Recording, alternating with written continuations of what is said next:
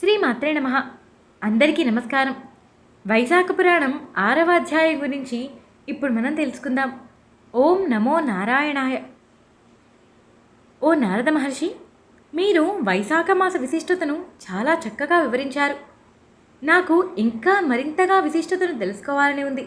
వైశాఖ మాసంలో ఇంకా ఎన్ని విశేషాలు ఉన్నాయి, వీటి గురించి నాకు వివరంగా చెప్పరా అంటూ ప్రార్థించారు. దీనికి నారద మహర్షి చిన్న చిరునవ్వు సమాధానంగా ఇచ్చి, మహారాజా విను. మాస వ్రతాలన్నిటిలో కూడా ఈ వైశాఖ మాసంలో జలదానం చాలా గొప్పది. మార్గంలో అలసిపోయిన వారికి నీటిని దానంగా ఇవ్వటం చాలా మంచిది.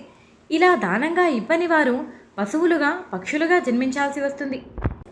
ఈ విషయంలో పూర్వం ఒక కథ కూడా ఉంది. ఒక బ్రాహ్మణుడికి ఒక మహారాజుకి మధ్య జరిగిన సంవాదం ఇది. ఈ కథ చాలా ఆశ్చర్యాన్ని కలిగిస్తుంది. అలాగే ఈ కథ ఎంతో మహిమాన్వితమైనది కూడా. ఈ కథ వైశాఖ మాసంలో నీటి యొక్క దానం గురించి వివరంగా చెప్పే మహిమగల కథ. శ్రద్ధగా విను. పూర్వము ఇక్ష్వాకు వంశంలో పుట్టిన హేమాంగదుడు అనే మహారాజు ఉండేవారు. అతడు గోదానాలు చాలా చేశారు. భూమి మీద ఎన్ని రేణువులు ఉన్నాయో అవి లెక్క పెట్టడం ఎంత కష్టమో, సముద్రంలో నీటి బుట్టులు ఎన్ని ఉన్నాయో, ఆకాశంలో నక్షత్రాలు ఎన్ని ఉన్నాయో ఇవన్నీ లెక్క పెట్టడం ఎలాంటిదో ఆ రాజు చేసిన గోదానాలను లెక్క పెట్టడం కూడా అంతే కష్టం. ఎన్నో యజ్ఞాలను చేశాడు. గోదానాలు, భూదానాలు, తిలదానాలు, ఇలా లెక్క పెట్టలేనన్ని, లెక్కకే అందనన్ని దానాలు చేశారు. ఎన్నో సంఖ్యలో ఆ రాజు ఎంతోమంది బ్రాహ్మణులని సంతోషపరిచాడు. అతడు చెయ్యని దానమంటూ లేదు అని ప్రసిద్ధి కూడా పొందాడు. అందరికీ సులభంగా దొరకనివి మాత్రమే దానం చేస్తూ వచ్చేవాడు. తన రాజపురోహితుడైన వశిష్ఠ మహర్షుల వారు మహారాజుని చాలాసార్లు నీటిని దానంగా ఇవ్వమని చెప్పారు. ఎన్నిసార్లు చెప్పినా ఆ రాజు దానిని ఏమాత్రం పట్టించుకోలేదు. అందరికీ సులభంగా దొరికేది నీరు, దానికి ఏమాత్రం ధనం అవసరం లేదు. అటువంటప్పుడు దానిని ఎందుకు దానంగా ఇవ్వాలి? కష్టంగా ఉండేది దానంగా ఇవ్వాలి. వాళ్ళు సులభంగా తీసుకోలేనిది దానంగా ఇవ్వటం వల్ల సంతోషపడతారు. అంతేకాని అందరికీ సులభంగా ఉండే నీటిని దానంగా ఇవ్వటం వల్ల సంతోషం ఏముంటుంది? దానివల్ల కలిగే ఫలితం అంటూ ఏదైనా ఉంటుందా? అంగవైకల్యులని, దరిద్రులని, ఇటువంటి వారిని ఎవ్వరూ గౌరవించరు. అంతేకాదు, వేదాలను చదవని బ్రాహ్మణులని కూడా ఎవ్వరూ గౌరవించరు. అటువంటి వారినే నేను గౌరవిస్తాను. వారికే అన్ని సౌకర్యాలు కల్పిస్తాను. మిగతా వారిని అందరూ పూజిస్తారు. అటువంటప్పుడు నేను కూడా పూజించవలసిన అవసరం ఏముంది? కాబట్టి నేను ఇటువంటి వారినే పూజిస్తాను అంటూ అపాత్ర దానం చేయటం మొదలుపెట్టారు. ఇటువంటి దోషాల వల్ల ఆ రాజు ఒకప్పుడు నీటిని దానం చేయకపోవటం వల్ల ఆ రాజు మరణించిన తర్వాత 3 సార్లు చాతక పక్షిగా అంటే వానకోయిలుగా పుట్టాడు. ఆ తర్వాత ఒక జన్మలో గ్రద్దగా పుట్టాడు. ఆ తర్వాత 7 సార్లు కుక్కగా పుట్టాడు. ఆ తర్వాత మిథిలా దేశాన్ని పరిపాలించే శృతకీర్తి మహారాజు ఇంటిలో గోడపైన బల్లిగా పుట్టాడు. అక్కడ వాలే పురుగు పుట్రని తింటూ కాలం గడిపాడు. ఇలా 87 సంవత్సరాల కాలం గడిచిపోయింది. మిథిలా దేశంలో రాజగృహానికి శృతదేవ మహాముని ఇచ్చేశారు. అక్కడికి ఆయనను రావటాన్ని చూసిన మహారాజు ఎంతో ఆనందించారు. ఆ మహామునికి ఎదురు వెళ్ళి సాష్టాంగ ప్రణామం చేశారు. ఆయనను ఎంతో మర్యాదగా లోపలికి తీసుకువచ్చారు. ఆయనకు కావాల్సిన మర్యాదలు అన్నీ చేసి ఆయనని ఒక ఆసనంపై కూర్చోబెట్టారు. ఆయన కాళ్ళు కడిగి ఆ నీటిని తలపైన చల్లుకున్నారు. ఇలా చల్లుకుంటూ ఉండగా అనుకోకుండా కొన్ని నీటి తుంపరులు వెళ్ళి గోడపై ఉన్న బల్లిపై పడ్డాయి. అవి పడటంతోనే ఆ బల్లికి పూర్వజన్మ అంతా గుర్తుకు వచ్చింది. వెంటనే చాలా పశ్చాత్తాప కలిగింది. ఎందుకు ఇన్ని జన్మలు ఎత్తాడో తెలియలేదు.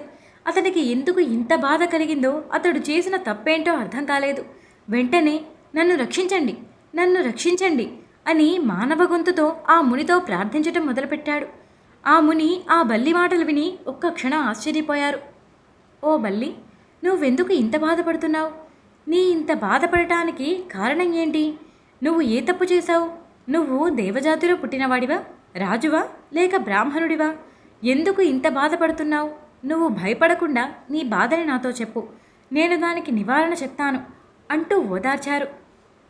అప్పుడు ఆ బల్లి రూపంలో ఉన్న హేమాంగద మహారాజు, మహాత్మా, నేను ఇక్ష్వాకు కులంలో పుట్టిన హేమాంగదుడను, మహారాజును. వేదశాస్త్రాలన్నిటినీ చక్కగా చదివాను. భూమి మీద ఎన్ని మట్టి రేణులున్నాయో, ఎన్ని నీటి బిందువులు సముద్రంలో ఉన్నాయో నేను అన్ని గోదానాలు చేశాను. వాటికి లెక్క అనేదే లేదు. ఎన్నో యజ్ఞయాగాలు చేశాను. ఎన్నో చెరువులను బావులను తవ్వించాను. అన్ని విధాలైన దానాలను చేశాను. ధర్మంగా రాజ్యాన్ని పరిపాలించాను. ప్రజలందరినీ చక్కగా చూసుకున్నాను. నేను ఇన్ని మంచి పనులు చేసినా నేను మరణించాక 3 సార్లు వానకోయిలగా పుట్టాను. తర్వాత గ్రద్దగా, ఆ తర్వాత కుక్కగా, ప్రస్తుతం ఇప్పుడు బల్లిగా పుట్టాను. ఈ మహారాజు మీ పాదాల కడుగుతూ ఉండగా ఈ పవిత్ర జలం నాపై పడ్డాయి. అనుకోకుండా ఈ పవిత్ర జలం నా శిరస్సుపై పడటంతో నాకు పూర్వజన్మ అంతా గుర్తుకొచ్చింది. నాకు ఇంత పాపం ఎందుకు కలిగింది? నేను ఇంకా 27 సార్లు బల్లిగా పుట్టాల్సి ఉంది అని నాకు అనిపిస్తోంది. ఈ విధంగా నేను ఇలా బల్లిగా ఇంకెన్నిసార్లు పుట్టాలి?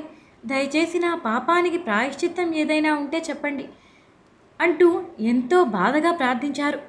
శృతదేవ మహాముని తన దివ్య దృష్టితో జరిగిన గతాన్ని మొత్తం పరిశీలించారు. మహారాజా, నువ్వు శ్రీ మహావిష్ణువుకి ప్రియమైన వైశాఖ మాసంలో నీటిని దానంగా చేయలేదు. నీటిని దానంగా చేయటం ఏముంది అని దాన్ని వదిలేశావు. నీ కులగురువైన వశిష్ఠ మహర్షుల వారు ఎంత చెప్పినా నువ్వు దాన్ని పెడచవన పెట్టావు. ప్రయాణంలో చేసి అలసిపోయి వచ్చిన వారికి నీటిని దానంగా చేయటం ఎంతో ఉత్తమమైన విషయం. దీనిని నువ్వు ఏమాత్రం పట్టించుకోలేదు. అంతేకాదు, వైశాఖ మాస వ్రతాన్ని కూడా పాటించలేదు. హోమం చెయ్యాలి అనుకునేవారు హోమగుండంలో అగ్ని రగిల్చి అందులోనే హోమాన్ని చేస్తారు. అంతేకాని బూడిదలో హోమాన్ని చేయరు కదా. అది చేయడం వల్ల ఏమైనా ఫలితం ఉంటుందా? అసలు చెయ్యటానికైనా వీలవుతుందా? అలాగే నువ్వు కూడా అయోగ్యులకు దానంగా ఇచ్చావు. యోగ్యులైన వారికి ఎటువంటి దానము చేయకుండా అపాత్రులకి మాత్రం అమితంగా దానాలు చేశావు. అలా దానాలు ఇవ్వటం వల్ల కలిగే ప్రయోజనం ఏముంది? వైశాఖమాస వ్రతాన్ని చేయలేదు, నీటిని దానంగా ఇవ్వలేదు. ఎంత ఎత్తుగా పెరిగినా, ఎంత మంచి సువాసన కలిగి ఉన్నా ముళ్ళ చెట్టుని ఎవరు ఆదరిస్తారు? ముళ్ళ చెట్టుని ఎవరు ఇంట్లో ఉంచుకుంటారు? అటువంటి వృక్షం వల్ల ప్రయోజనం ఉంటుందా? వృక్షాలలో రావి చెట్టు చాలా ఉత్తమమైనది. అందువల్లే పూజార్హతని పొందింది. తులసి మొక్క ఎంతో పవిత్రమైనది. రావి చెట్టును, తులసిని వదిలేసి వాకుడు చెట్టుకి ఎవరైనా పూజ చేస్తారా? ఆ పూజ వల్ల ఫలితాలు ఏమైనా ఉంటాయా? అనాథలు, అంగవైకల్యం కలిగిన వారు, వీరందరి మీద దయని చూపించడం మంచి విషయమే. వారిపై దయని చూపించాలి. వారిని తక్కువగా చూడకూడదు. వారిని కూడా గౌరవించాలి. అంతేకాని వారికి మాత్రమే గౌరవాన్ని ఇచ్చి వేదశాస్త్రంలో చదివిన బ్రాహ్మణులను, వేదాంగ పారంగతులను అవమానించకూడదు కదా. నీవు వారికి ఎప్పుడైనా దాన ధర్మాలు చేశావా? అన్ని దానాలు కూడా వీరికే ఇచ్చావు. వీరికి దయతో ప్రవర్తించాలి. కానీ వీరినే పూజించి వారిని విస్మరించకూడదు కదా. తపస్సు, జ్ఞానాన్ని పొందటము, వేదశాస్త్రాన్ని అభ్యసించటము, మంచి ప్రవర్తన కలిగి ఉండటము, వీరందరూ శ్రీ మహావిష్ణువు స్వరూపాలు. వీరినే పూజించాలి. వీరిలో జ్ఞానవంతులు ఎవరు ఉంటారో వారు సాక్షాత్తు శ్రీ మహావిష్ణువుకి ఎంతో ఇష్టమైన వారు.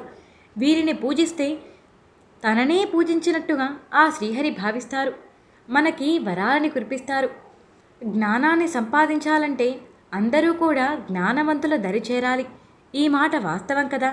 శ్రీ మహావిష్ణువు వారిని పూజించకపోతే తాననే అవమానించినట్టు భావిస్తారు. దానితో ఆగ్రహిస్తారు. మానవుడు పురుషార్థాలని సంపాదించుకోవాలి అనుకుంటే జ్ఞానుల సేవ, వారిని గౌరవించటం, ఇవి చాలా ముఖ్యమైనవి. కానీ నీవు అలా చేయలేదు. కాబట్టే నువ్వు చేసినవంతా నిష్ప్రయోజనమైపోయాయి. తీర్థయాత్రలు చేయటం అంటే కేవలం నీటిలో స్నానం చేయటమే కాదు. నదులు అంటే కేవలం నీళ్లు కాదు. దేవతలు అంటే కేవలం శిలారూపాలు మాత్రమే కాదు. క్రమం తప్పకుండా వారిని రోజూ పూజిస్తే, వారి సేవ చేసుకుంటూ ఉంటే, నదీ స్నానం చేస్తూ ఉంటే తప్పకుండా వారికి మనపై అనుగ్రహం కలుగుతుంది. కానీ జ్ఞానులను కేవలం ఒక్కసారి దర్శనం చేసుకుంటేనే వారి అనుగ్రహం మనకి కలుగుతుంది. మన కోరికని వారు నెరవేరుస్తారు. జ్ఞానులను సేవించి వారు చెప్పిన మాటలు చెప్పినట్టుగా మనం పాటిస్తే మనకి బాధలు కలగవు. మనకి సంతోషం కలిగేలా వారు చేస్తారు. అమృతాన్ని తాగిన వారు పుట్టడం గురించి, చనిపోవడం గురించి, ముసలితనం గురించి, బాధల గురించి, రోగాల గురించి ఎలా అయితే భయపడరో అలాగే జ్ఞానుల సేవ చేసుకునేవారు పుట్టడం గురించి, మృత్యువు గురించి, ముసలితనం గురించి, బాధల గురించి వారికి కూడా ఎటువంటి భయము ఉండదు. అమృతం తాగినంత ఆనందం కలుగుతుంది. హేమాంగద మహారాజా, నువ్వు వైశాఖ వ్రతాన్ని ఆచరించలేదు, నీటిని దానం చేయలేదు, జ్ఞానుల గురించి ఆలోచించలేదు, వారిని సేవించలేదు. కాబట్టే ఇటువంటి దుర్గతి నీకు కలిగింది. నీకు ఈ వైశాఖ మాస వ్రతాన్ని ఆచరించి నేను సంపాదించిన పుణ్యంలో కొంత నీకు ధారపోస్తున్నాను. దీనివల్ల నీకు మనశ్శాంతి తిరిగి లభిస్తుంది. నీకు ఈ దురవస్థ తిరిగి శాంతిస్తుంది. నీ నుంచి దూరంగా వెళ్ళిపోతుంది. నీ భవిష్యత్ వర్తమాన కాలాల్లో నీ పాపాలన్నీ నశించిపోతాయి. నీకు విజయం కలుగుతుంది అంటూ ఆశీర్వదించారు. ఇలా పలికి శృతదేవ మహాముని నీటిని చేతిలోకి తీసుకుని బల్లి రూపంలో ఉన్న హేమాంగద మహారాజుకు తాను చేసిన వైశాఖ వ్రతంలోని కొన్ని రోజుల పుణ్యాన్ని అతనికి ధారపోశాడు. అలా పోసిన వెంటనే హేమాంగదుడు బల్లి రూపాన్ని వదిలేశారు. దివ్య రూపం అతనికి వచ్చింది. ఆ రూపం ఎలా ఉందంటే ఇంద్రలోకం నుంచి వచ్చిన దేవతలా కనిపించాడు. అతడి శరీరం నుంచి దివ్యమైన కాంతులు వస్తున్నాయి. అతడు వెంటనే శృతదేవ మహామునికి సాష్టాంగ నమస్కారం చేశారు. ఆయన అనుమతి తీసుకున్నారు. వెంటనే శ్రీహరి దివ్య విమానాన్ని అతని కోసం పంపించారు. ఆ విమానంలో ఎక్కి పుణ్యలోకాలకి చేరుకున్నాడు. దేవతలందరూ హేమాంగదుని అదృష్టాన్ని చూసి అందరూ మెచ్చుకున్నారు. హేమాంగదుడు పుణ్యలోకాలలో 10,000 సంవత్సరాలు ఉన్నారు. ఆ తర్వాత మళ్ళీ భూలోకానికి వచ్చి ఇక్ష్వాకు వంశంలో కాకుత్స మహారాజుగా పుట్టారు. 7 ద్వీపాల పాటు భూమిని పరిపాలించాడు. ఎంతో చక్కగా అందరి మన్నలను పొందాడు. శ్రీ మహావిష్ణువు అంశను పొంది ఇంద్రునికే స్నేహితుడయ్యాడు. కులగురువు అయిన వశిష్ఠ మహాముని ఉపదేశాన్ని పాటించి వైశాఖమాస వ్రతాన్ని చక్కగా ఆచరించారు.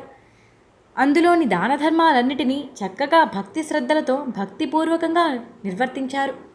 అన్ని పాపాలని పోగొట్టుకున్నారు. దివ్యజ్ఞానాన్ని పొందారు.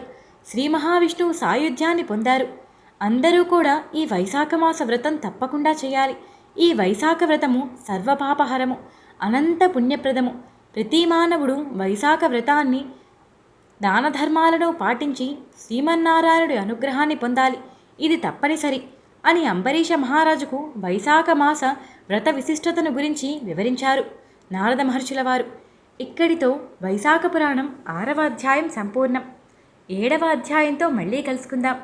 నేను చెప్పిన తీరు మీకు నచ్చినట్టయితే వీడియోకి ఒక లైక్ చేయండి. మన ఛానల్ని చూడటం ఇదే ఫస్ట్ టైం అయితే సబ్స్క్రైబ్ చేసుకోండి. పక్కనే ఉన్న బెల్ సింబల్ని ఆన్ చేసుకోవడం మర్చిపోకండి.